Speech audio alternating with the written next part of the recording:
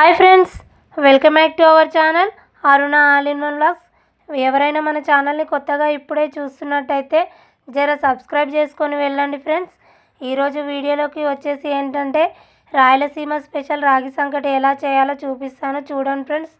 ముందుగానైతే రాగులను తీసుకొని ఇసుక గాలించి 2-3 సార్లు కడిగి ఎండలో ఆరబెట్టి పిండి చేసుకొని పక్కన ఉంచుకోవాలి.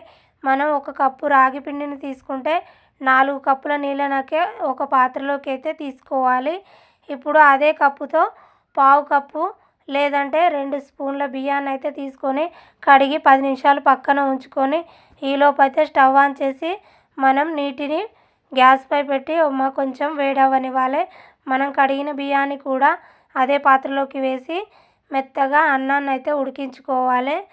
మనకు చెక్కగరిటె అందుబాటులో ఉంటే దాన్ని ఉపయోగించవచ్చు, లేదంటే అన్నం ఉడికినంతసేపు స్టీల్ చెంచాతోనైతే కలిపి తర్వాత రాగి సంకటి కలిపేటప్పుడు అయితే పప్పు గుత్తిని రివర్స్లో పెట్టి అయితే తిప్పొచ్చు.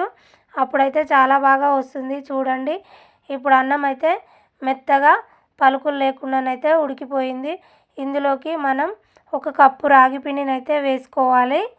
అయితే రాగి పిండి వేసినప్పుడు అయితే మనం గరిటెతో మొత్తాన్ని కలబెట్టకూడదు. పిండి వేసి వెంటనే మూత పెట్టి మంటనైతే మీడియం ఫ్లేమ్లో ఉంచి ఒక 5 మినిట్స్ అయితే ఉడకనివ్వాలి.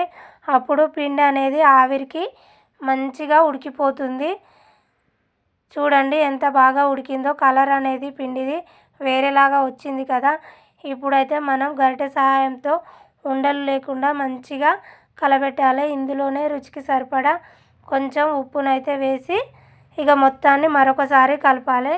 అయితే పాత్రకైతే ఎప్పుడైతే ఈ రాగి సంకటి సపరేట్ అవుతుందో అప్పుడు సంకటి రెడీ అయినట్టు. చూడండి చాలా బాగా వచ్చేసింది. ఇప్పుడైతే స్టవ్ని అయితే కట్టేసి ఇక మనం రాగి ముద్దనైతే ప్రిపేర్ చేయాలి. వేడివేడిగా ఉన్నప్పుడే చేయాలి, చల్లారితే పర్ఫెక్ట్గా రాదు, గట్టిగా అవుతుంది. నీళ్ళని అద్దుతూ ఈ విధంగా చేసుకోవాలి. చూడండి ఫ్రెండ్స్ ఎంత బాగా వచ్చిందో షేప్ అయితే. ఫస్ట్ టైం ట్రై చేసినా చాలా బాగా వచ్చింది. మీరు కూడా ట్రై చేయండి, తప్పకుండా వస్తుంది. మరిన్ని వీడియోస్ కోసం మన ఛానల్ని సబ్స్క్రైబ్ చేసుకోండి ఫ్రెండ్స్. ఓకే.